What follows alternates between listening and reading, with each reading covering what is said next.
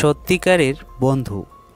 বহুকাল আগে একটি গাছে একজোড়া তোতা পাখি থাকত এবং একই গাছের নিচে একটি গর্তে একটি বৃদ্ধ সাপ বাস করত।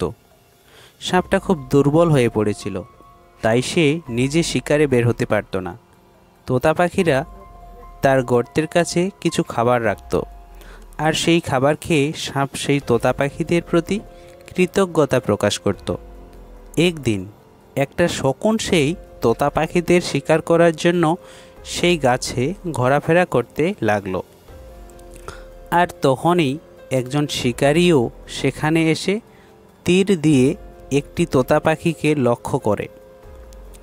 সাপ যখন জানতে পারল যে তার বন্ধু সমস্যায় পড়েছে, তখন সে শিকারীর পায়ে কামড় দিল।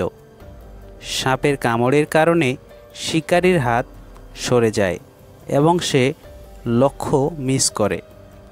শিকারীর তীর সোজা চলে গেল ঘোরাফেরা করা শকুনের দিকে এবং শকুনটি মারা পড়ে।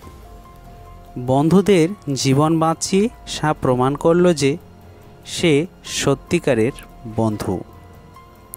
গল্পটি ভালো লাগলে লাইক করুন এবং আরও নতুন নতুন গল্প পেতে চ্যানেলটি সাবস্ক্রাইব করে নোটিফিকেশান অল করে রাখুন। ভিডিওটি দেখার জন্যে